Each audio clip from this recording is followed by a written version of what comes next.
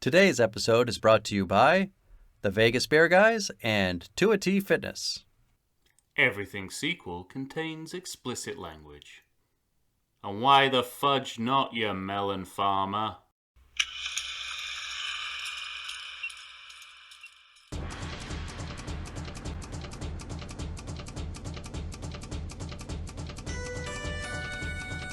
Hello and welcome to the Everything Sequel Podcast. This is a 2009 single sequel edition. Today, we're talking Crank 2, High Voltage. My name is Michael Shantz of the How Dare You Awards. Joining me, the man ready to electrify me with his arguments, Tom Stewart of Lonesome Whistle Productions. Say hi, Tom. You pair of sausage Nigels. How do you sleep at night? Didn't you have a sausage comment already for this movie? No, I don't. Quotable? Chicken and broccoli. I mean, it could be chicken and broccoli. You're right. It could be a chicken and broccoli sausage, to be fair to you, but I suspect it's not. No, the sausage Nigels in question are the two dog whisperer guys who are fantastic. Who got the shock collar for their dog. All right. So, well, now here we are. This is at the top of your list. No, other than Che. Other than Che, yes. Yeah. I just realized I didn't really do the research I was supposed to do. So, ladies and gentlemen, we're talking Crank 2 High Voltage, which another 2009 movie, which according to my notes has two directors. Yes. One Mark Neville-Dean and one Brian Taylor. But I just realized, Tom, I haven't looked up what other movies these people have done. I have no idea. Oh. I don't imagine it's going to be a particularly long list, though. 8. I see 8 movies for... Which one? Which one did I look up? Brian Taylor. Do they do Only Things Together? Well, they're shipped in the credits. It's Neverland / Taylor. But we've got not even Crank, first names. We've got Crank High Voltage, Gamer, Ghost Rider, and 3 other things I don't know. You remember those? Gamer with Gerard Butler? No, I do not. I mean... All right, fine. None of what you say surprises me. Yes. But I'm not on familiar terms with any of them. I fully believe Gerard Butler was in a movie called Gamer. He likes his one-word movie titles. Well, they did. It looks as though they did do those 4 movies together. The 2 Cranks, Gamer, and Ghost Rider, Spirit of Vengeance. Is that the original? Sequel. Oh, I was going to say, that's the sequel, yeah. So we'll see them again. Sounds like we will. They didn't do the original Ghost Rider, or they did? No, they did not. Okay. But they were in charge of both Cranks. Yes. They were trusted with both Cranks, but only one Ghost Rider. They each held either end of the crank. Yeah. And they're the guys cranking out these movies. Well, I think I mentioned this in our ranking episode, but this movie, this movie is fresh according to Rotten Tomatoes. This movie has 64%. 64% on Rotten Tomatoes. No, this movie is pungent. It is not fresh. Not even I would try to argue for its freshness. Good. And I rather enjoyed it. Well, a budget of $20 million, an opening weekend of $6.9 million. In the USA, only $13.6 million, and in the world, $34.5 million. But well, I don't imagine much of that is from the Asian markets, given the content of the movie. I should hope not. That must be like, racist Scandinavian countries. That's coming from that kind of box office. Large populations of China saying, "Is that fucking David Carradine dressed up like an Asian person?" Well, we'll get there, but my operational theory is he got a pass because he was in Kung Fu, Yeah, exactly. and he died the same year. So Right. the timing on both ends helped him out. Uh, he died in under odd circumstances, as I think you also said in our Yeah, ranking episode. Yeah, almost as if asphyxiated himself. almost as if he kind of did that so people wouldn't remember him for Crank 2 High Voltage. Don't get me wrong, I took the paycheck. Yeah. But I don't want people to remember it, so I'm going to do this. Yeah.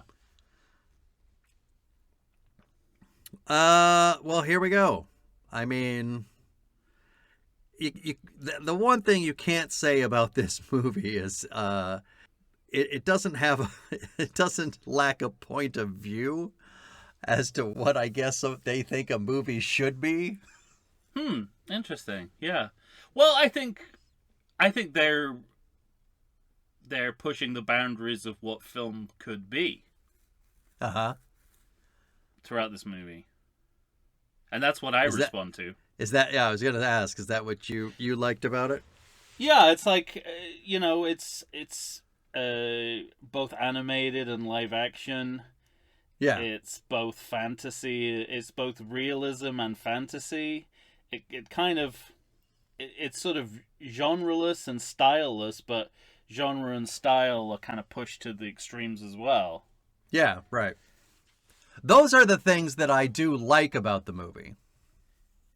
It's sort of I'm just struck about how experimental it is in virtually every department. Like I say, I've never seen a film like it. I don't really know what to do with it, but I appreciate the choices that it's making are coming out of left field all the time. Like from minute one, from second one. Yes. Right. Yeah. As soon as that Lionsgate logo is gone, all bets are off as to what is going to happen in this movie. Well, where to start? I mean, you mentioned Lionsgate, followed by Lakeshore, I believe. Right. And is the French-sounding music coming from the logos, or is that part of the movie? I don't know. Yeah. Couldn't figure it out. And then as the movie went on, I thought, well, it still could be both. I mean, right. This is exactly the kind of movie that would begin with French-sounding music for absolutely no reason. I wrote down that it starts with "Enemy of the State" opening credits. Yeah. Well, the first kind of big stylistic swing it makes is we get the video game music, and then it becomes a 32-bit video game reconstruction of, I'm assuming, the end of the first movie. Yeah, I mean, that's my assumption too. There's, we basically open in media res with this open heart surgery, so it seems as though it's picking up right from the end of the first movie, but I don't remember the end of the first movie, so.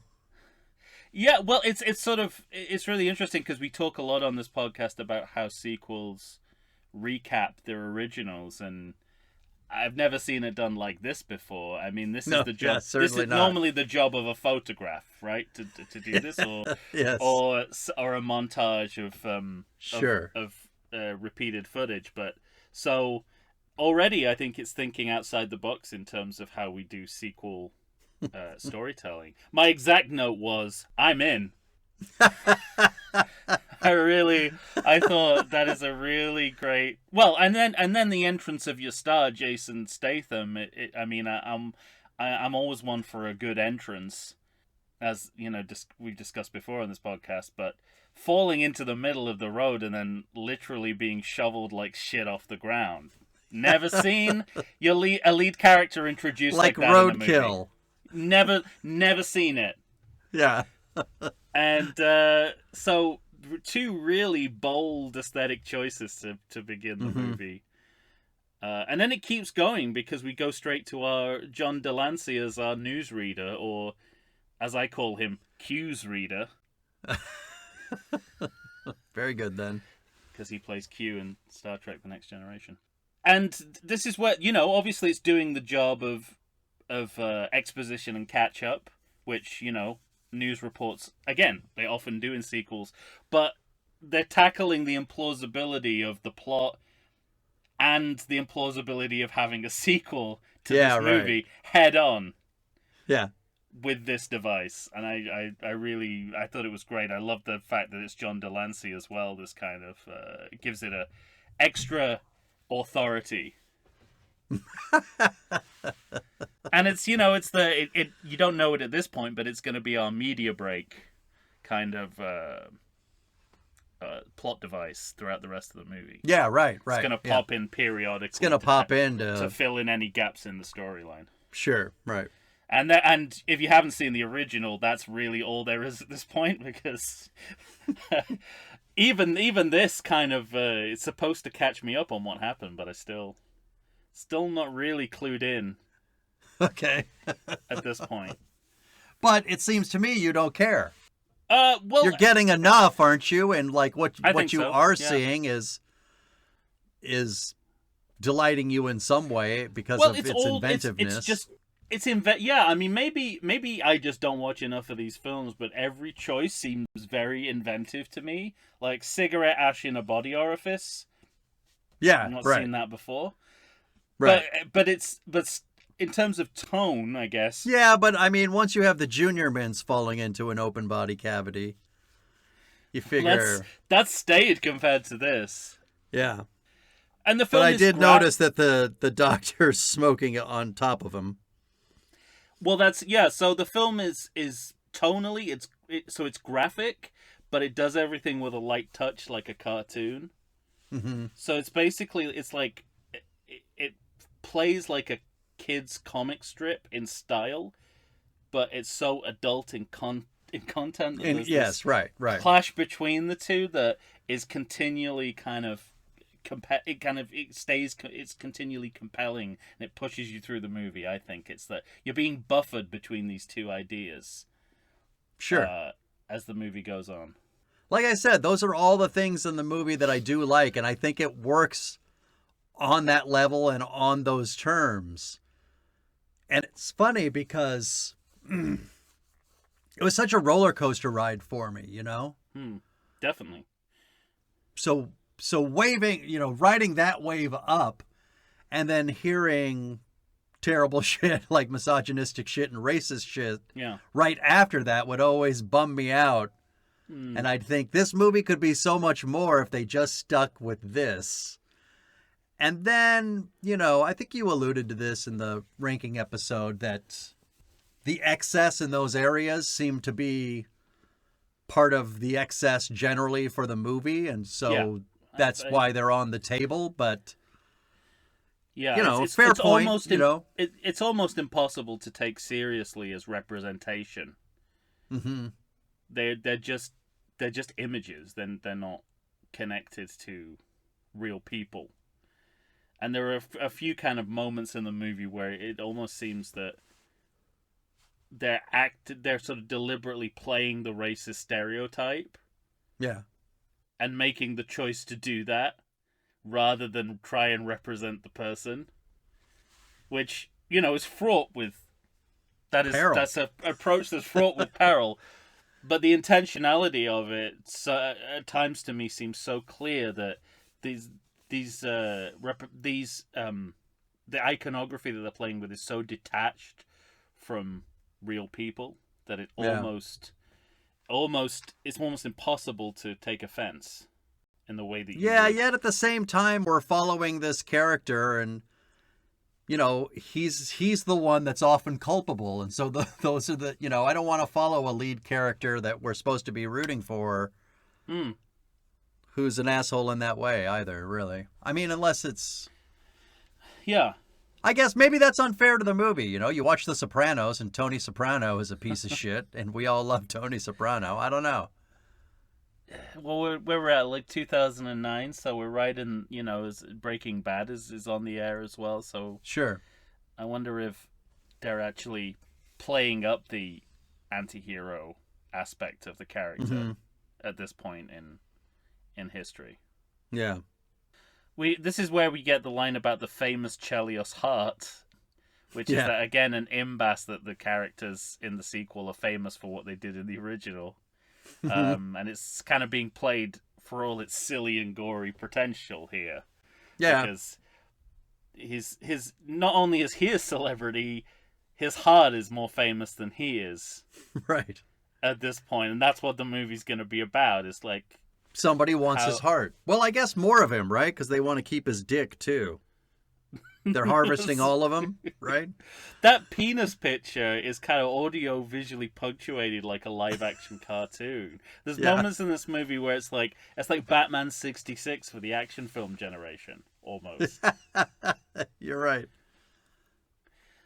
We get a sequel reference in here. One of the surgeons says he die hard with a vengeance, which has got to be a kind of sequel pull. And also, Jason Statham, before he speaks, could pass for Bruce Willis very easily, right down to his exaggerated breathing.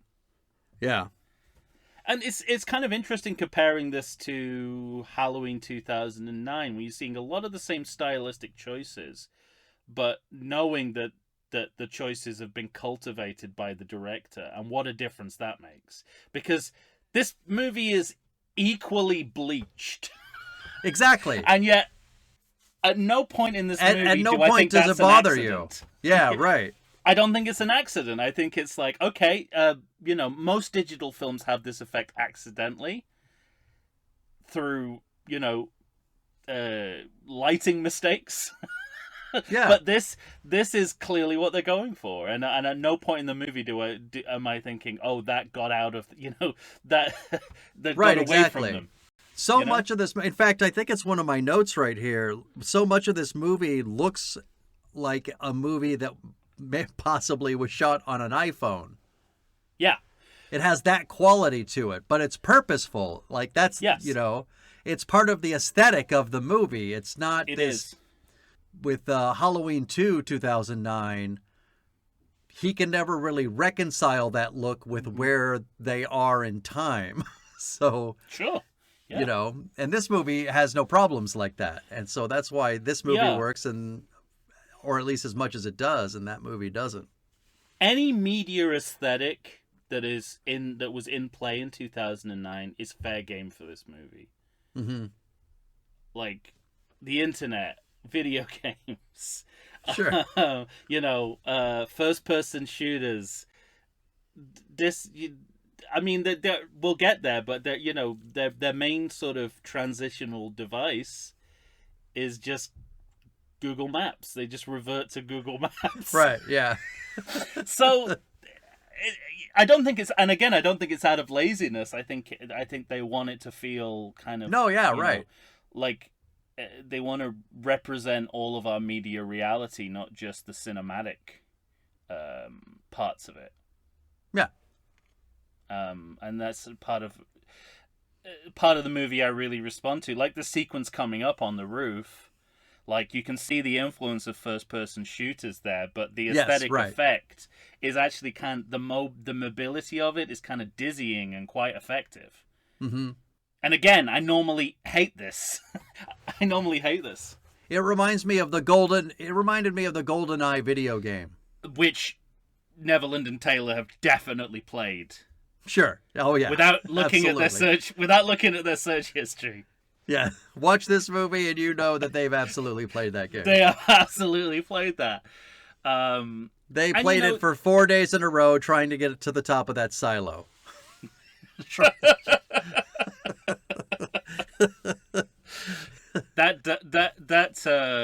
That in joke has pleased so many people listening to this podcast. You have no idea.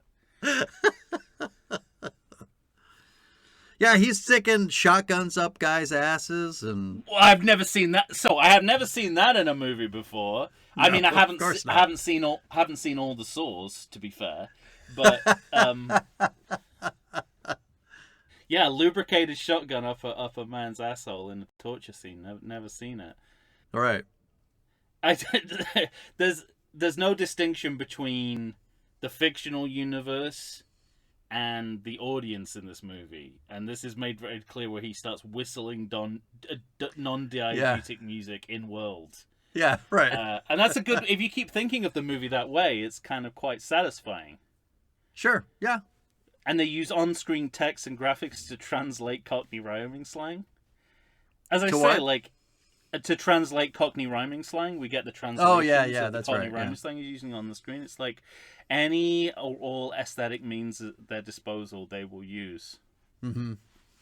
Yeah, and again, like sped up footage as well is key to this movie. Yeah, right. The fight scenes are sped up, then we go back to normal. He's But so riffing often, on I'll give this movie this. So yeah. often that can be annoying or only remind you of Benny Hill, and this movie employs it pretty well.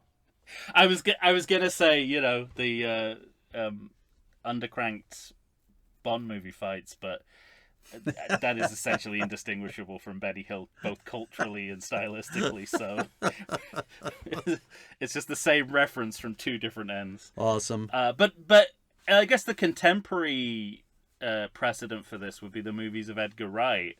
I remember being on a film set where a director was showing me this how you do sped up task completion, and he got it from Scott Pilgrim versus the World, which I haven't seen, but I've seen Shaun of the Dead, and he does the same technique in that with the sequence where they're sort of planning, and then the plan becomes like a montage, like a predictive montage, and it's a kind of, so I think that's certainly in the zeitgeist at the time, that kind of style that they're riffing off. Absolutely. And on a plot level, his heart is hotwired. So the biggest until he becomes Frankenstein's monster. So right. So the biggest plot point is that his heart will continually power down, and needs to be sort of electrically shocked back to life. It starts powering down. Does it start powering down on the roof, or by the time he gets into the car and he's talking to Dwight Yoakam? I think it's in the car, because we have to have the explanation as to what's going on. Mm-hmm. So I think it's happening simultaneous with that, because we have to have this phone conversation where I wrote down the rules. Basically, the rules. concept of the film: 2 days left on an artificial heart, and you've got to keep recharging it, which is so. In some ways, so convoluted and yet expressed so simply. I can only admire it. I wrote down that we get a 70s Atari explanation. Mm-hmm. Yeah. Another like fantastic stylistic digression in the movie.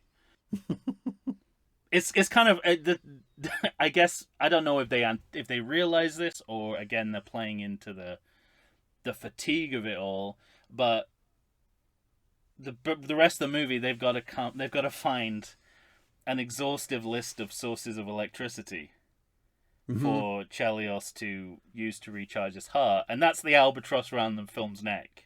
So I was going to say that the other two things about this movie that where it starts to wane for me are trying to find new ways for him to jumpstart his heart. And I mean, I don't know. I kind of am on the fence back and forth about what I'm going to say next, but it's set piece heavy, because he just has to go from problem to problem to problem to problem. Yeah. And in that way, it just starts to wane for me. Like, I don't think I'd have to look up how long the movie is. Is it another 90 minute, or is it longer than that? It's 90 minutes. Yeah, maybe even less. But it feels too long, even at that. Like an hour and 36 minutes, and it feels like it's carrying on a while with this premise. I mean, they take it as far as it can possibly go, but to me, it feels like they have about 70 minutes worth of viable story at max, and this goes on for another 25 minutes. Well, to go back to the quotable, the dog shock collar, I mean, that's pretty deep into the movie. They're already running out of potential sources of electricity at that point. I mean, it's an aspect of the movie I don't mind just because it's having so much fun with like what source of What is electricity he are we going going to to get to use? next? What is possibly left in the connected world of energy? You start thinking, I know he's going to get a taser at some point, but Yeah. you don't realize what he's going to do with it. No, quite, yeah. Oh, I guess maybe you do, because is that on the poster? It's on the poster you found. Yeah, I've never seen that poster before, but Man, that's a new poster. The yeah. regular poster, I want to say it's like just a big him with a bunch of shit on the outside. Yeah, no, He might be taking a taser to his tongue. I think even if you saw that image, you wouldn't know quite how it came about. All right, fine. As with literally everything in this movie. Mm-hmm. Another movie I think was really influential on this was Run Lola Run. Oh yeah. This idea of the entire movie is kind of running from location to location, right, to solve a problem. Yeah. Yeah, I can see the influence of that, which is interesting because Lola's in another one of these 2009 movies. Right. So it's I think they're kind of playing off that, and in abstract, I think you're correct that it's obviously set piece heavy, but on the other hand, this is the movie, right? The movie, right, exactly. That's what I mean. Has announced it in this scene where we get the explanation of you've got 2 days and you've got to continually recharge the heart. Mm-hmm. It's like it's certainly not bullshitting you into being a film that it's not. Yeah. And this and this in those ways, this and Into the Blue 2 are bedfellows. They're simpatico because they know what they are and they know what they're trying to get out of their screen time. Mm-hmm. Well, what I like too, I don't know that we're there yet. I guess we are, where he calls Dwight Yoakam. I really love Dwight Yoakam in this movie, I must say. Excellent. Such a great character to throw in, yeah. Amazing character. What I love about him most is his sordid personal Jason life. Statham's going to call him. Yeah, he's going to call him, and immediately, without really any dialogue, you know exactly who this guy is. You knew he was a doctor. Mm-hmm. You knew he lost his license. I believe I'm remembering this correct. There's a moment where he says, if you could just get this and get that and then get over here, I think I can do it. Like, I'm pretty sure he says, I think I can make it work, or I think I can do it. And that's fantastic. Once he's out into the world, it's basically Grand Theft Auto. Yeah. It's the world of Grand Theft Auto. Yeah. Because once hookers everywhere. Right. There's crime happening on every corner. And he kind of sets in motion. I mean, I know he's already off the roof of the building and into the car, but it really starts when he goes through the windshield of that car. Yes. And then has to start running. That's when we really get, exactly everything that this movie's going to be. And 17 minutes into the movie, one of the strongest themes so far is genital torture porn. Yeah. Because you get so this happens multiple times in the first 15 minutes of the movie. So because this is such a strange movie, you're trying to penetrate a theme, right? And this is the best you can come up with after 15 minutes. So this is what the movie's about. Okay, this is what this movie's all about. Now, how do you feel about? Because I have a feeling this is where we may diverge representationally. How do you feel about the what's her name, the Asian hooker character who? I kind of like her. I must say. Yeah, well, that's it. I mean, because her shtick isn't necessarily racism. It's malapropism. That's what I like about it. Because basically she keeps saying things that she thinks are threatening, but all of them are basically she's accidentally saying that Chelios is gay for every single one. So that's kind of the joke. Plus, it's of all the problems this movie has in terms of representation, and it has plenty. this is the one that bothers me the least, maybe but just because I also think it's quite a fantastic performance. Oh yeah, absolutely. You know? So it's definitely in the fashion of the movie. And also one of the points where I sort of think that you can't, like, how seriously can you take the racist stereotypes in this movie? It's like we see these Asian people with wicker hats for no reason. Yeah, I thought, right. like, this is like a Mel Brooks level understanding of stereotype almost. It's a hyper real world of types. There is that. I mean, you know, when you say things like the wicker hats, I'm not even sure how much I noticed that, but Oh, I noticed it. It's in the bloopers as well. yeah, right. But it's funny that like what you're saying about the Mel Brooks thing, you know, I can't think of another movie that is I almost said something ridiculous, which was a movie taking itself seriously. But you know what I mean? Like it's not a broad comedy. And so juxtaposing that kind of what you're talking about, understanding of stereotype in an action movie, I mean, if it's purposeful, then, you know, maybe these guys are working on a level that I have not given them credit for. I mean, that's what I want. That's what I want You to hope? think, and I think just because of the kind of movie it is stylistically, Mm-hmm. it invites that interpretation a little more than a movie that a movie that is stylistically conservative as well. If it's Yeah. stylistically conservative and politically conservative, you can sort of say, well, that's the movie. But when there's a disparity between the two, you start to wonder whether, are we supposed to buy into the reality of that, or are we supposed to read it ironically? Right. I And that seem to keeps remember happening because throughout the movie. he goes into the social club at this point, or the strip club. What is it?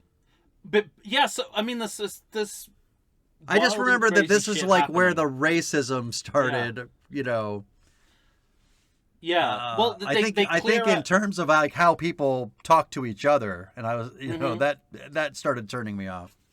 Another aspect I like about this movie is that it's happening in what looks like real LA, Yeah. like actual streets and alleyways, and you know, people like the only people walking around in LA are homeless people, essentially, right? Everyone else Right. is in a Yeah. car, Yeah. or you know, so this it's a side of the city you don't get to see, and yet they kind of capitalized on this sort of, you know, these empty streets.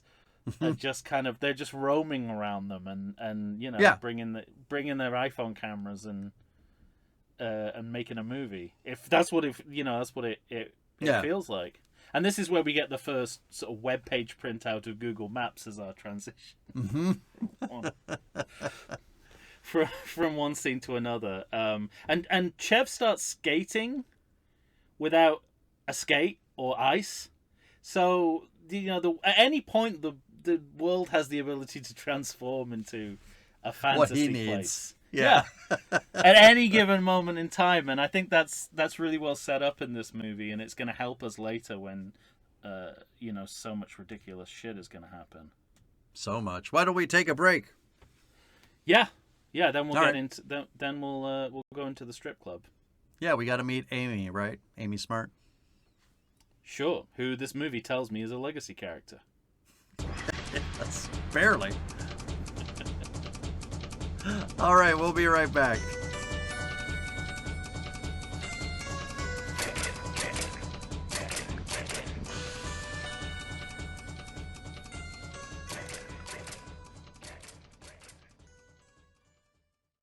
Does the coronavirus have you feeling oogie? Have you been sitting on your couch for weeks? Nay, have you been sitting on there for months?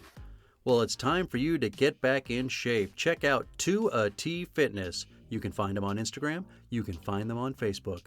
2AT Fitness was started by Tina Bernard. She is ready and raring to go to help you get back into the shape you want to get into. They've got all kinds of classes. They've got outdoor in-person classes. They've got online classes if that's what you prefer. Ladies and gentlemen, it's time to get back in shape. You're going to find a variety of exercises. You're going to have strength training, cardio, weightlifting, even fun 5-minute burnouts that will push you to your limits. So get off the couch, get into shape. Go ahead and check out 2AT Fitness. Tina Bernard has got you for all your needs. I know her personally. She's fantastic. You're not going to meet a better person to help you become the new you. Check it out. We're back. Here we are. We're going on with Crank 2 High Voltage. I'm starting to worry that there are a lot of things in this movie I like. But I can see it in your eyes. This is second to last for me. This movie is what is the one you're looking for. I don't think it is. Is this the one you would go back to first? Oh, of all of these? Yeah. No, I'd be scared to, I think. Okay. I was so struck by it. I was so taken aback. Yeah. I worry that all its flaws would kind of come crashing down. Come rushing at your face. Yeah. Your, it would just be like your eye and your ear holes. Just like opening a door full of flaws, I think. Flaws. Yeah. As they in Armando Iannucci's The Thick of It, which is a satirical comedy about the British Labour government. They talk about the shit door. That you put if you do a blog and then put comments on it and you're a politician, it's like, why did you put comments in there? You just opened the shit door. Yeah. What do you think's going to come out of the shit door? Well, I don't know. Inside this social club, or what is it? I can't remember. Is it just a strip club, or is there also some sort of wrestling or something going on? Oh, I have made no notes about that. Okay. I made a note. But he had followed Johnny Vang there, right? Right. Yeah. Okay. I made a note about the vending machines in there. Oh, I didn't. There's like staggeringly real details inside this insane fantasy film. Again, I suspect they're in a real strip club, and that's why you've got vending machines there. If that's a part of their set design, then it's even better. But I suspect that just means that they're filming on location. Yeah, I want to say Johnny Vang is somewhere else, right? Before don't they say he's at a social club, and then he goes to the strip club? Is that what it is? Yeah. Okay. I think our favorite Mrs. Malaprop. Yeah. Takes us in there. What's the name of her? I didn't write down the name of her character. I wrote all of her lines down, but well, I couldn't remember. Let's see. Rhea. Is it Rhea? Rhea. So Bai Ling, right? Bai Ling, yeah. Okay. And then, yes, as you said before the break, we meet Eve. Yes. First time for us. If you've seen Crank, you've obviously met this character before because. Well, I've seen Crank. I just can't remember it. Oh wow. Well, that. But it doesn't matter. Even if you have, and even if you're in your situation where you've seen it and don't remember, the movie's gonna. Yeah. Fill in the gaps, like clearly she thought he was dead. She's pissed at him for never contacting her. You're getting all the information you need to catch up. I mean, come on, it's not heart surgery. With cigarette ash. Oh, I forgot to mention one of the great sight gags of this movie in that scene where the one of the surgeons bites open a Ziploc bag. Yeah. That contains his artificial heart. Yeah. You feel your arteries kind of cling to your body when you see stuff like that. I guess that's supposed to be one of the big things for this movie is that's the actual model of a heart. Well, yeah, one of those 2-day replacement things. Well, that's the kind of fascination of this movie is it keeps jumping from extremes of fantasy and realism, and that's part of it too. Yeah, and that's borne out by the credits as well. Like they're using real medical science, right? Yeah, in the making of this movie. But that's one thing I kind of like about the movie because, whatever. You go to the doctor and say you need some pills, and they're like, hey, you be absolutely sure to, like, just take all these pills one a day for a month, for the whole month, and then you're fine. Yeah. But really you probably only need it for, like, 10 days. But they don't want to get sued, so they, you know what I mean? Yeah. Whatever it is you're dealing with, yeah, you're not supposed to really be running around and doing stunts with this fucking fake heart, but you could. Yeah. You could. You know what I mean? I think, and a lot of times we're told we can't do things or that they can't sustain things or handle things that they really can do. Yeah. And that's one thing that I actually believe about this movie. Yes. That, makes sense to me. That I really... That's the reason why the concept is, more interesting than it might originally seem. Right. Is that it definitely has that quality about it. It's sort of like, how empty does this gas tank need to be before it'll absolutely grind the car to a halt? It's that kind of idea, yeah. I remember that one of the things in this strip club that I didn't like was there was a lot of shooting of innocent people. And that was the point where I thought the tone of it started to bother me a little bit, like the cavalierness of not giving a shit about any other human beings in the world. There I will agree with you. I have a note here about strippers getting shot in the head. And this is a fun watch, but at times it's not an easy one. Mm-hmm. There's times where it confronts... It's the movie confronts the viewer with its own excess in a way that's not very palatable. Right.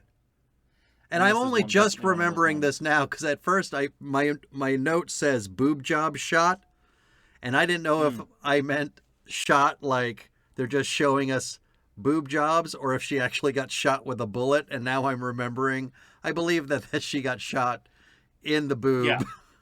With the silicone, bullet. the silicone bleeding. With absolutely, the silicone bleeding out, yeah. So this is the movie that can find the funny in a massacre. Right? It's able to probe comic notes that most films find tasteless. Would not dare go to, yeah. Yeah, definitely. And it's intoxicating, but also uncomfortable. One thing, too, about this movie, because the cops show up, right? So there's another thing about this movie LAPD is that beat down. Yeah, we exist in a world in which there are actually police officers out and about. Oh, okay, yeah. And most of these movies, in the John Wick world, I don't think, you get that one, what's his name, that one guy at the beginning who just seems like the patrol car guy. But other than that, you don't ever see a cop in that series at all for a second, It's like they don't exist, no matter what John Wick is doing. But here, they're ever present. This is what I think I'm intuiting about this versus other action movies that I've not seen. That have the same kind of target audience. It's like, I think this is breaking a lot of those rules. Right. Like the idea of like bringing in the LAPD to sort of beat down everyone in the strip club while strippers are attacking them. It's like a fictional version of Cops. Yeah. Right? It's like, it's sort of like, feels like a quintessential LA moment. This movie will always take... Most action movies don't have. Yeah, right. Like, if they're going to bring them in, this movie will always make the choice to take it to an extreme.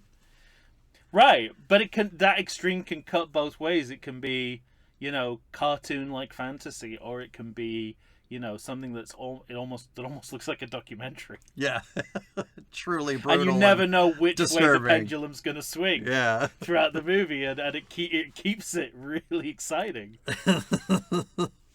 But this is where we if we didn't realize already, we're just thinking around different ways the lead character can get recharged by electricity. I wrote down he gets tased, which helps. Yeah, right. And then my next note is about the car journey from the strip club, where we get to the porn strike and the dog collar and. Yeah, that's exactly it. So, it's already basically it's a content and style match again, because it's already basically the car is already a porn set. Yeah. Because we've got like lesbian fondling and the people like self-shocking. It's this kind of orgasm of sex and violence going on in the front and the back seats. Right. And then we run into a porn actors strike, including lots of real porn actors. Right. Yeah. That's most one thing famous I being notice is that periodically, Ron Jeremy, periodically throughout this movie, you're confronted with what appear to be non-actors in acting roles that don't come off quite well as actors. Sure. And when it's this, when it's porn stars, you're like, okay, well, I get it. They're porn stars, but right now they're supposed to be actual people, you know? So you understand why they're not good actors, but yeah, it's funny that they make that choice as opposed to maybe getting somebody who could say, hey, I need rights in a way that I would believe, as opposed to the porn star who just can't really pull it off. And this is where I think this movie, again, I don't have the examples to compare it with, but I feel like this movie is never will. You never will. Yeah. No. Life's too short. But I feel like most action movies are far more conservative, that they wouldn't have this meta dimension where, you know, that would have like soft porn like scenes, but never think of taking it to the extra level where, you know, a pornographic scene leads into a porn actor picket. Like, I think most action films are lacking that extra kind of idea to take it to another level. And, you know, once it's a source of so much verbal comedy and punnery. Mm-hmm. Once, you know, everything that's on the signs, everything that they're chanting, it's just an excuse for kind of verbal comedy and sex puns. And it's what I wrote down is that it's they seem to be going for comedy mayhem. Yeah. And again, Mel Brooks, right? Yeah. I mean, that's the... But what I wasn't sure was the extent to which they're pulling it off, or the extent to which it was working for me. I like the idea of it. I'm not sure the execution of it. Okay. Again, maybe just because I'm watching bad actors like not being able to pull it off, but... And they comment on how much of a digression it is as well. I think one of them says this is a weird scene, so it's not like they... Again, they understand what they're doing. Yeah. But, yeah. And then we go into a filmed skater fail, which is, like... It shows, again, another influence of this movie, which is the sort of YouTube video. Uh-huh. So we're shaped by different varieties of the cultural zeitgeist, I think. Mm-hmm. In this movie, because these next few scenes are very reminiscent of Jackass for me. Yeah, exactly. Right. Yeah. So they're pulling from a range of different media, not all of it related to. But again, that pull feels a little late to me. You know, we feel like we're years past the Jackass aesthetic. Well, not the skater fail videos. I mean, those are... Yeah, I guess that's the thing I was just wondering. I mean, you know, just last year or the year before, we had another Jackass movie. It's not like they're not still around, those things and those videos. Yeah. But it feels like, to me, it felt like maybe they were late to that game as a pull for the movie. It's possible. You know, as filmmakers, if you like it, you like it. So that's what it felt like to me. Yeah. This is shit they like. That's the shit that makes them laugh. At this point in the movie, I don't really know anything about Chev. You're right. Like, right. If you haven't seen, you don't have time, Tom.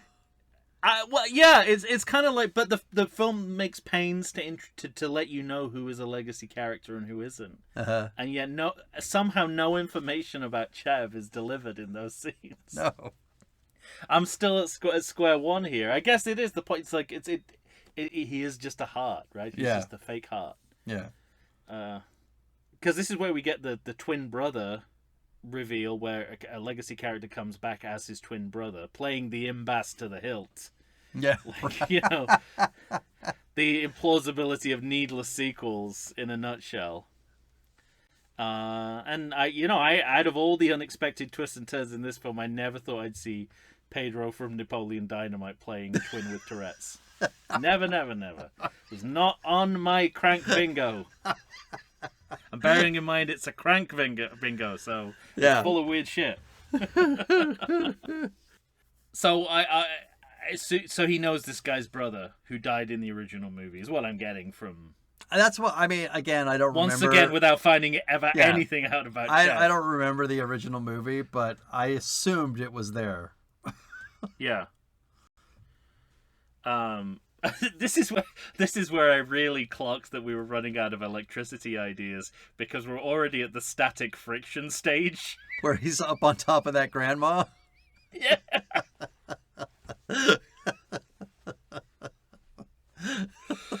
When you're dry humping to recharge your hearts, I wonder, was there do you think that one of the writers of this movie was like, all they did was come up with electricity ideas? It was, Bobby, you go into that corner and think about as many ways as we could do this. I want 100 electricity ideas from you before 4 p.m. Yeah, exactly. And I have a note here, and I'm interested to see if your copy of the film is the same. Mm-hmm. His genitals are pixelated when we see them. I believe so. But that doesn't seem to apply to any other nudity in the movie. No. Yeah. I think it was... normally I'd be like, oh, am I watching the airplane version of Crank 2? But clearly not, because of everything that's just happened. Yeah. What I assumed was... It's comedic effect. Because that's when they're fucking on the racetrack, right? Yes, the rodeo sex, yeah. Yeah. So... I love that. So I assumed that during the filming of it, like, his balls just made an appearance, and they were like, we got the shot we need, but we're not allowed to show balls. We'll pixelate it. Well, you see his balls later, though. I think it's the penis that's the problem, not the balls. Okay. But I have a note later on asking whether or not they're puppet balls.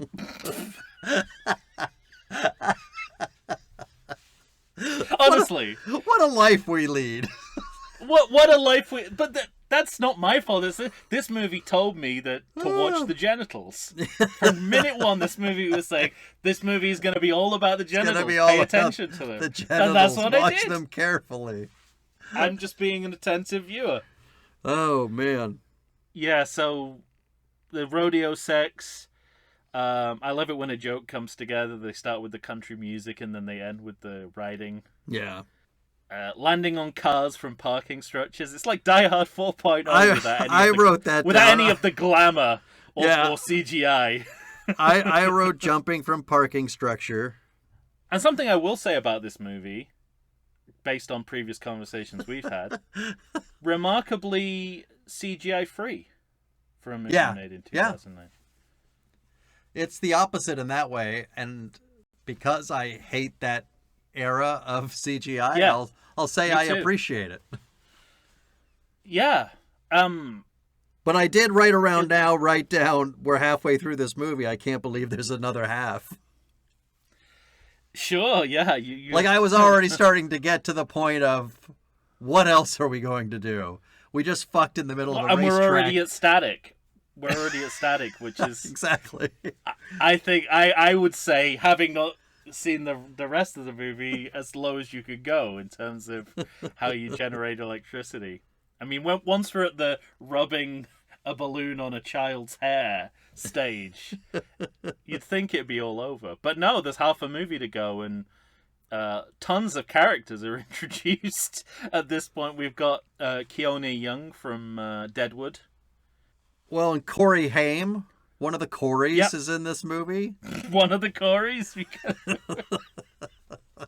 And this was... And even just looking at him, you think, this is late-stage Corey. I'd have to look up when he died, but it feels like it was probably seconds... this movie after he shot this movie. This movie polished a lot of people off. Yeah. Not to mention Ron Jeremy's credibility. Did he have that? Well, in the sense that we thought he was just a porn actor, not a rapist. Yeah, Corey Haim died in 2010. Of course, it's this movie he did it to him. Yeah. Him and Carradine. Down together. Oh, God. And I have a note here about, the amount of Asian slurs that are I wrote that around. down too. Me too.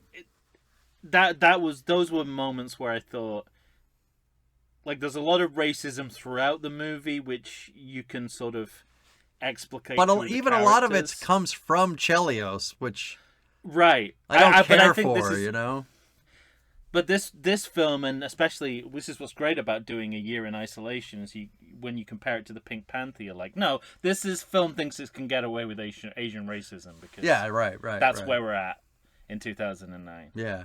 So it's good to have that barometer of like what they think they can get away with in mainstream film. And doesn't the news report come back? Because I started asking myself if these were the act breaks. Yeah. Right. This is we're halfway through the film and we go back to the cues reader. Yeah. So we get more John Delancey. There's a tantalizing moment where you think, and because of the film you're in, you don't question. Fish Hellman here. You don't question it for a second that the gangster with the nickname the Ferret is going to turn out to be a ferret. That is revealed to be not true, but there's a moment where you think it is actually a ferret, and right. I think the movie wants you to think that for a good couple of minutes. But the news segments are so good because they're there to drive home the implausibility of lightning striking twice. Yeah, right. Because they're comparing it to everything that happened before. It's like, and they keep commenting on how ridiculous. How ridiculous it would be that this would ever happen twice. And so it's managing the audience's expectations in a really good way, I think. It really needs that device to show it's more than just a cash grab sequel. But also something else I noticed about these cues reader segments, he's not looking at the right camera, or our camera as the viewer is different from the camera he's looking at. Yeah, in the studio. right. So it's either a mistake or a joke about a mistake. And I'm not quite sure which one it is. I don't know how quickly these scenes were made. If I had some sense of that, I could make a judgment. I'm either not impressed at all or super impressed by the care they put into the joke. Yeah, it's either network or or just a movie where everyone's looking at the wrong camera the whole time. Right. Well, this is the first time we meet, or are we there yet, where we meet Clifton Collins Jr.? Is he part of the cut off your nipple for me scene? I've got nipple removal. I don't have a name. Okay. Because of course I'm tracking basically the film is full of terrible, torturous things happening to private, sensitive body parts. Yeah. Yes. That's what the movie's about more than anything else. I thought it was funny that he took his nipple with him, though. As though, like, maybe I could put that nipple back on later. This is this sort of scene with where he's kind of grinding on the old lady. Oh, okay. I was and past I guess that. Betty White's quote is too high, and they went with this lady. But it's great because she compares Chev to other Jason Statham characters. She says he looks like the guy who's from The Transporter, right? Yeah, is that what she? I think so. Yeah. That's great. That's so funny. I've got a note here that somewhere around the nipple removal, Chev does some Donald O'Connor dancing, so he must walk up a wall at some point. I don't remember that. When that happened. And then I've got this note which I almost don't want to say out loud. Yes. But flashback in a memory bubble of a large African American hooker. So that happens. I guess that's that's Dwight Yoakam's his lady, his live-in girlfriend. I He did has a write flashback down. and a memory bubble. I did write down at some point, because the way Dwight Yoakam was talking to her at one point reminded me of that Wayne Brady sketch on the Chappelle Show, and I wrote down, "Is Doc Miles gonna have to choke a bitch?" Because it seemed like Dwight Yoakam was channeling the Wayne Brady from that sketch. Yeah, there's no way this movie gets better with Dave Chappelle comparisons. Just hopping up on that stage. No one asked him to. Yeah. People were visibly offended, but he got up there anyway. Now, doesn't Amy Smart see Corey Haim again and then fucks him up, or somebody fucks him up? She gets arrested. You've got way more plot notes than me. I'm just going. Mine are more kind of images. Reflections. Yeah. I'm in the Leather Club next. Are you there yet? I don't know. We must go into a leather club, and I've said here, positive representation of gay people, but a backwards representation of gay lifestyles. Which, I don't know what I'm talking about, but sounds like this movie, in a nutshell. That sounds like what this movie does. I think I'm close to where Chelios gets a new battery in the ambulance. Yes, hijacking ambulance for a heart pad. Yeah. Which, I gotta say, that's a the whoever it was. What name did you give him? The guy who writes all the electricity bits. What name did you say? Bobby. Bobby, yeah. Bobby did well to keep that. Yeah. Keep that ace up his sleeve. And to know where this movie's humor is exactly going to sit, you have to have that psychiatrist scene with what's his name from Always Sunny. Right. So it's like that's the kind of Austin Powers moment of the movie, isn't it? Yeah, but it's the kind of because he's a character from the original, and he's just getting over. Right. Well, not even just getting over. Like he's not getting over it. He's in a terrible place. Yeah. And she's trying to tell him everything will be okay, and he catches the fire. Yeah.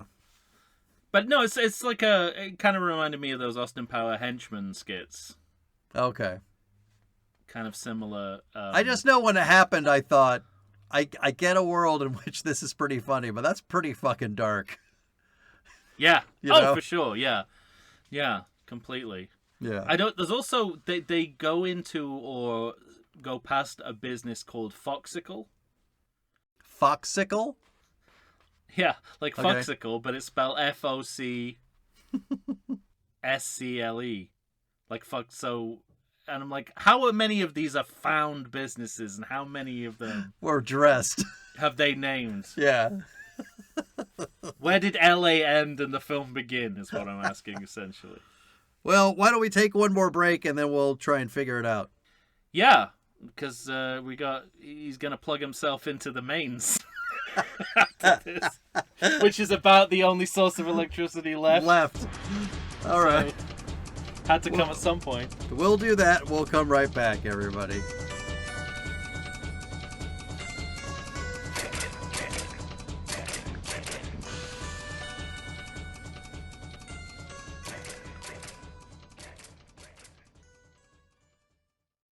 I like to think I know something about beer.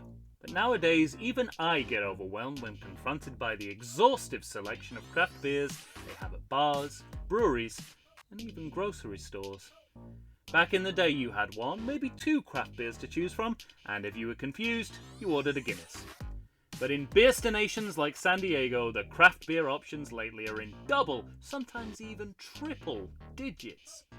So what's a beer drinker to do? You need what I need. The Vegas Beer Guys. Your beer of choice should be a perfect blend of malt and hops. And so a live show about beer needs that same balance. And the Vegas Beer Guys matches beer expert Dan Aker with self-proclaimed beer novice Stephen J. Weiss. The results are eminently drinkable. They're on Facebook. They're on Instagram. They'll try new beers. They'll tell you about beer. Think of them as your beer Sherpas guiding you up a foamy-headed mountain to reach the peak of your pint. God, I need a beer.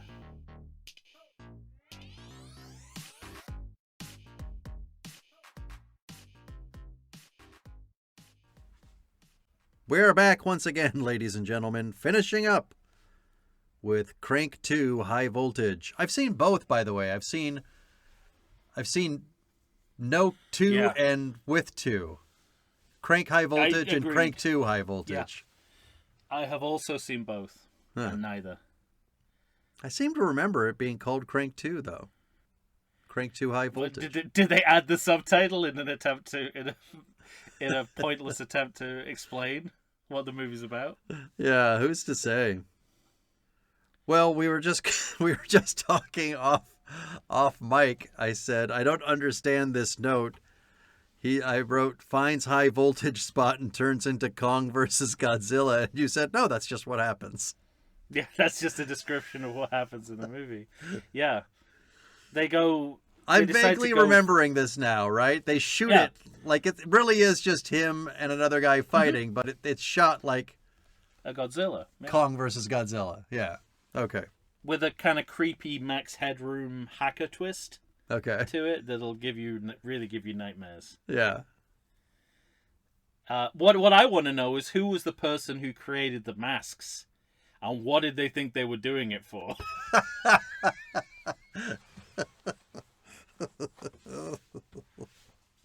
It's been a while since we watched this movie, everyone.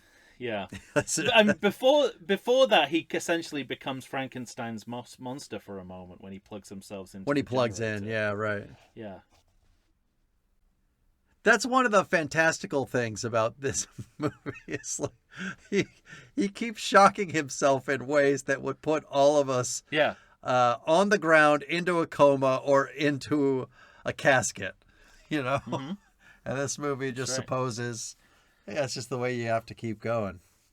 Like he's like the Yeah. Energizer Bunny, as long as he gets those shots. Pretty much, yeah. He's like a Looney Tunes character, isn't he? He's like a Roadrunner or a Sylvester kind of. I did write down models and masks. Yeah. Creatively interesting or almost creatively interesting. It looks like an assignment that was given to someone who didn't know what they were going to be used for. Yeah.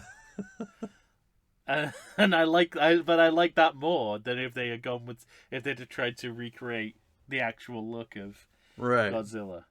This movie's funny in the sense of like It is. who keeps showing up in the movie and when they do, Well, because this it's is- right around now we start.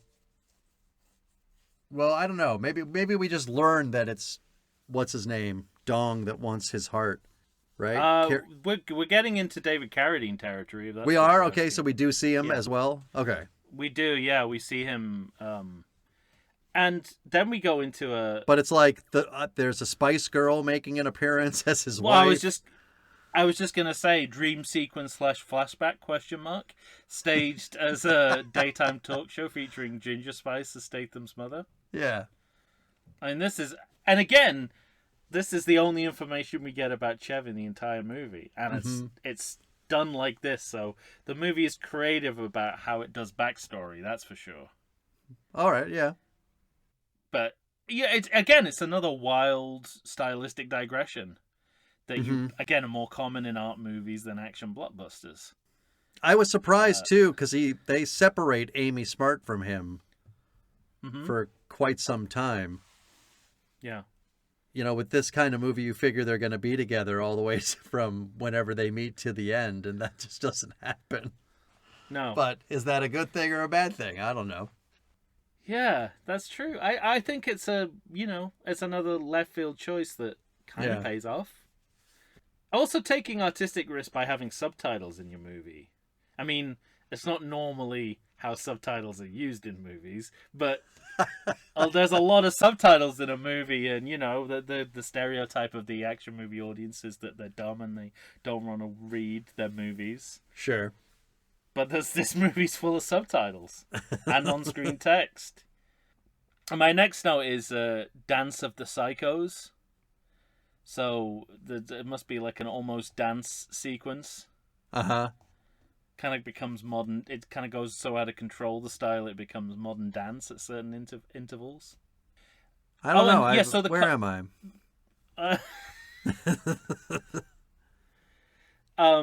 There's a cop interrogating Eve. Yes, okay. And that's the first time Chev's profession is pinned down in the entire movie. Like, I didn't know up to this point he was an assassin. Uh-huh, right. I could infer that, but the movie has not said anything about it up to this point. Yeah.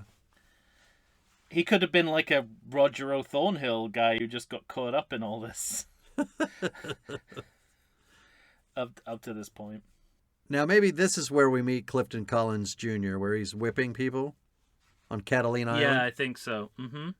We don't meet him before that, right? Maybe we do, like, once. I don't remember. I can't remember if he's in the nipple cutting off scene or not. I think... No, he is. You're right. You were right. Okay. All right. But we see... this is where we see pixelated penis, but we have balls. So it's like selective nudity where no one wins. So we see Jason Statham's balls, but we don't get to see his penis. So I don't know if this is like a refinement of the joke where now they're just pixelating one part of his genitals, but yeah, that's where I have the note about, are these puppet balls? Is that why we can see them, because they're not real balls? Maybe. And so what's the name of the character that Clifton plays? Hold. El Huron. He's the ferret, of course. El Huron, the ferret, yeah. Who I thought was going to be a ferret. An actual... You couldn't put it past this movie not to have an actual ferret. But he's a relative of someone killed in a previous film, it turns out, right? I don't know, because I don't remember. Okay. Well, I've written that down, so there must have been... I think he's on some sort of revenge. He does, yeah. He wants revenge on Chelios for something. Well, I think that's it. I think someone killed his, let's say, brother. Would have been useful information to write down, however, I have not, so... But everyone's on, like, a revenge... Trying to avenge their relatives. Is it his head that goes in the fish tank? It's Chev's head. Right? Oh, I thought somebody's head got cut off and thrown into a fish tank. Well, yeah. There's a zombie person, a zombie head in there. Okay. In a fish tank. He's keeping whoever that relative is, and I think it's his brother. Because now it's flooding back. Oh, yeah. He's keeping his brother's head alive in a fish tank. That's right. And then Chev gets to kill it again, right? Right, exactly. Assuming he was the one that killed it if that's what we saw in the first one. But with these kind of storylines, the movie seems self-aware of what sequels do all the time when they have characters come back to avenge their relatives in sequels, like we saw in, was it Desperado that had a... Yeah. Oh, they found out they were brothers, which I guess, but similar kind of... well, they didn't find out they were brothers, but he found out the guy he'd been chasing all along was his brother. Yeah. Yeah. That's right. I'll say this for the movie. I mean, where are you? Because I'm starting to get to the point where Chelios catches himself on fire at the end of this movie and yells at us on screen. And... I'm close. I've got the note about we quote The Princess Bride, and it's I think it's Pedro who quotes him, so it's like Latino pride almost, even though obviously. What's the quote? What do they quote? I don't remember this. Prepared to I am. Oh, I am prepared to die. You killed my brother. Prepared to die. Yeah. And admittedly, it's a Jewish man playing the Latino character in that movie, but yeah. But also, the fairy tale quality of the movie, I guess, a little bit as well. Mm-hmm. I've got down here that a gardener gets killed accidentally in like an Austin Powers kind of moment. Yeah, but that's like more sad stuff, right? Like, I was like, this poor guy's just trying to garden. True. Poor bastard. And then there's a kind of a nunchuck sequence, which is sort of I did write down that yeah, Kalo can't nunchuck. that's right. Like, So not it's good kind of at like it. it's another good sort of subverting the cool of action movies. It's more like America's funniest home videos. Yeah, You know, like right. the kid who thinks he can do nunchucks and ends up smashing a window. Uh-huh. And I've got a note here, and this all makes sense now. I remember that it's a head in a fish tank. When he kills the head at the very end, I Uh-huh. knew he was going to kick that head. Oh, yeah, for sure. I knew that was going to be the punchline. I've learned enough about this movie up to this point to know that. Like English, like he's a Brit, so an English style football kick. Yeah, exactly. Could see He's that got coming that. a mile away. I guess that's it. Yeah, and it's interesting that they don't save the generators to the end, because that's the kind of, in terms of electricity, Yeah, right.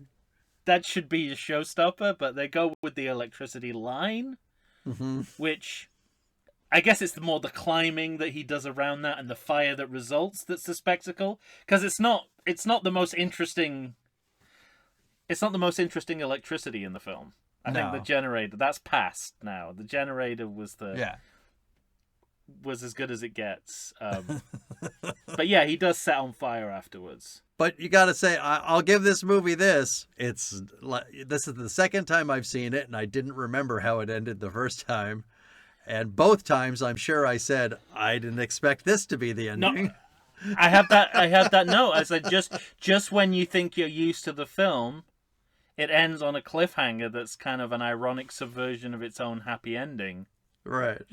And in the process, we get another Dream Horse to add to our 2009 compilation.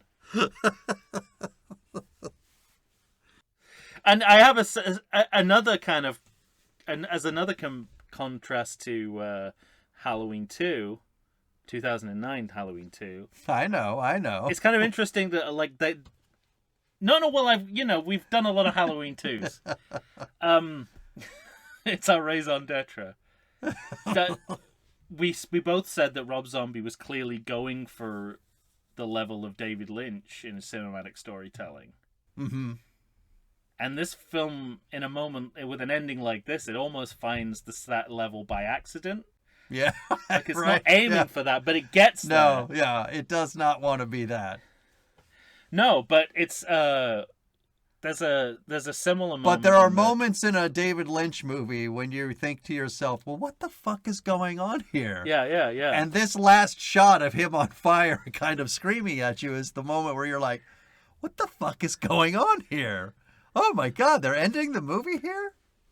But there is a moment like that in Twin Peaks: The Return, where we get this like. Oh, almost second... all of it is that. Well, that's true.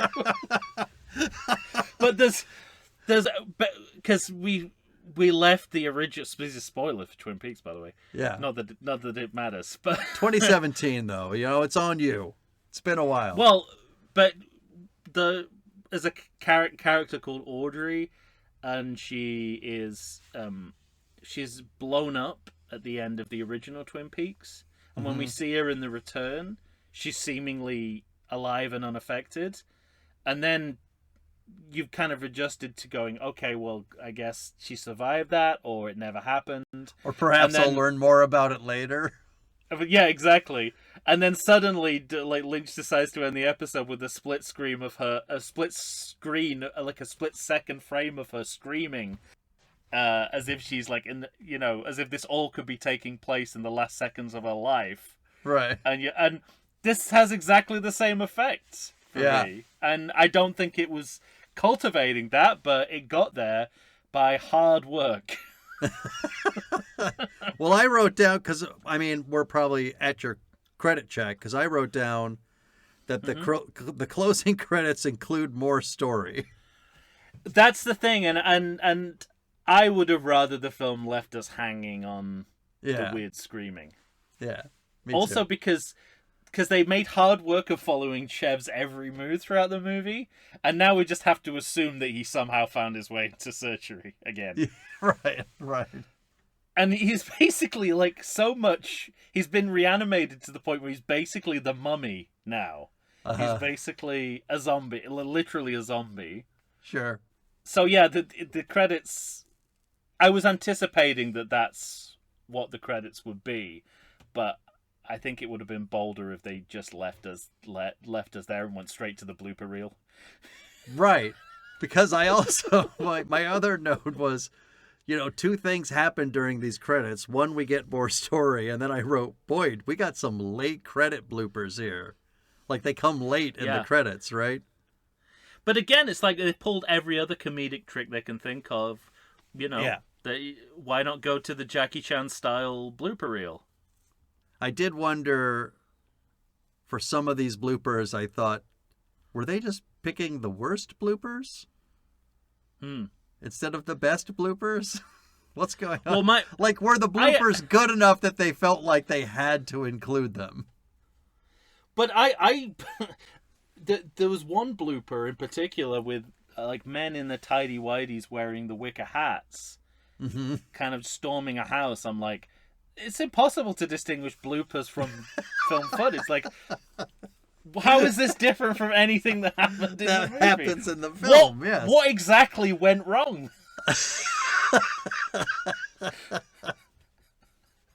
Yeah, it's funny that when you start watching bloopers for this particular movie, you think to yourself, well, all of this could have been included without a problem, It's a real House Party 4 I'll say. problem. Down to the last minute sequel. No. Was that what it was called? I think so. Down to the last minute. House Party 5 was Tonight's the Night. Yeah. Finally.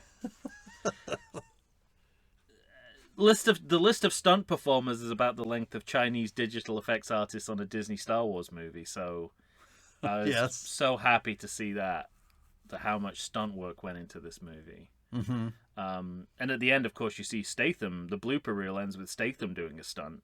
Yeah. Which may have been the only stunt he did in the movie, given the amount of stunt performers that are credited. Animals provided by A-list animals. I'd really love it if this was official ranking of the animals, that there was a B and a C list as well.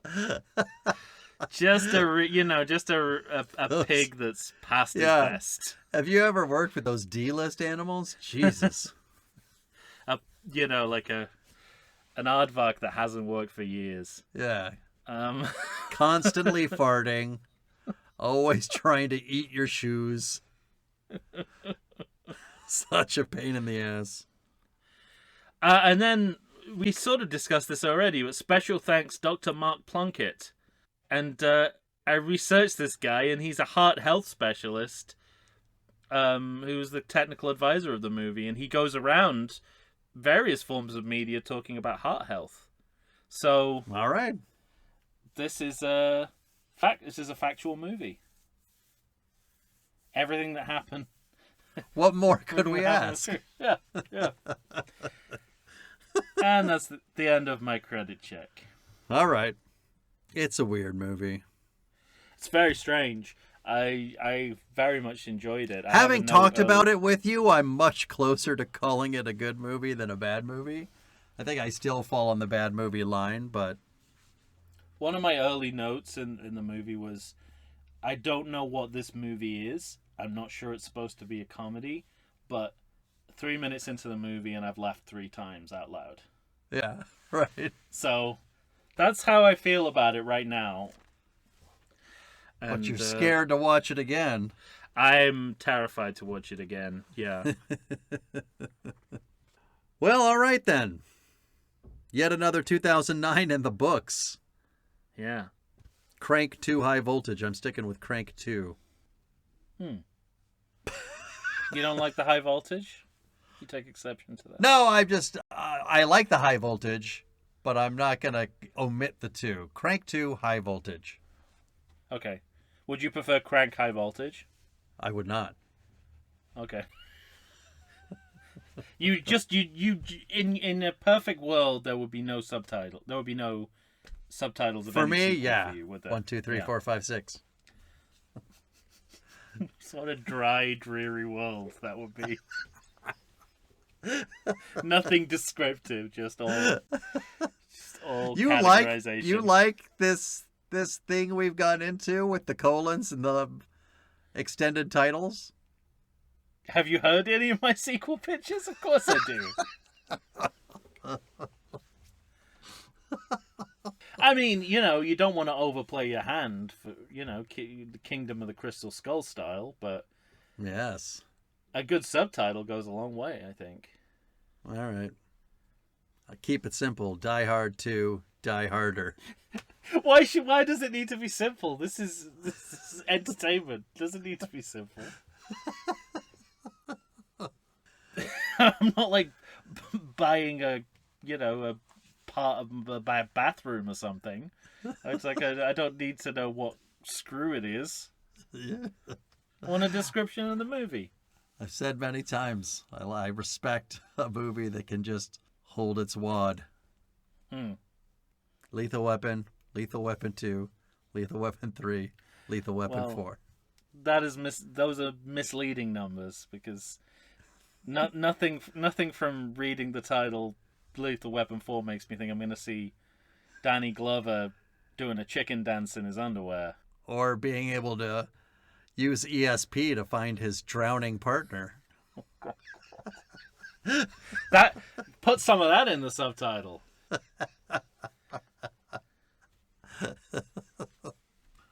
Speaking of movies with racism.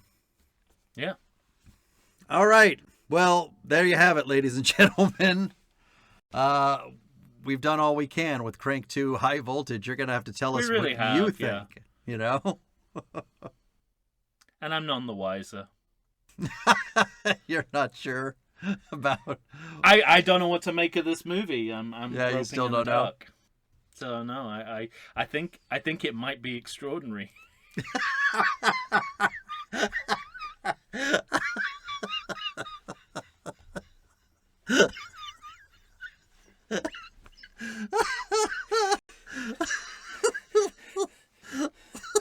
But I have no way of the problem is no way of substantiating no way to Sherlock Holmes prove that. I've tell you that much. I've got no material evidence supporting that theorem. I'm fucked on that count. Your Honor, I realize I have no evidence to back this up, but I think this movie might be extraordinary. That's my my submission for the Library of Congress for this film. Yes, exactly. You're just gonna have to take it on faith, everyone. You're big on faith, right? And after that, I'm just saying, don't you store all these digitally now? What difference does it make? What's it matter? All right, well, you're going to have to tell us what you think. Do you find this movie extraordinary?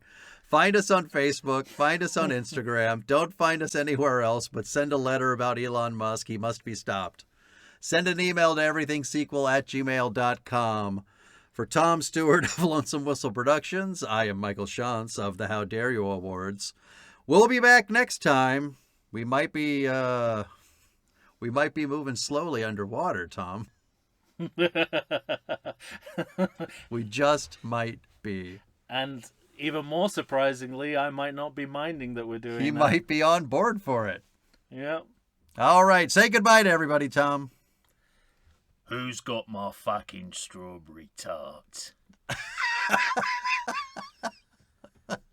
I love your Jason Statham. There's too much Ray Winston in it for my liking. I disagree.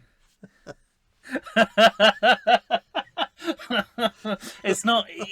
There's a weediness in his voice, a raspiness that I'm really missing. I don't know. I need to. All right. Well, all you need for an impersonation is the flavor. You have the flavor, and it's automatically funny. The flavor is strawberry tart. Clearly, let's hope so. Strawberry tart equals heart. That's what the on-screen graphic will then tell us. That's all I know, officer. All right. Thank you, everyone. We'll be back.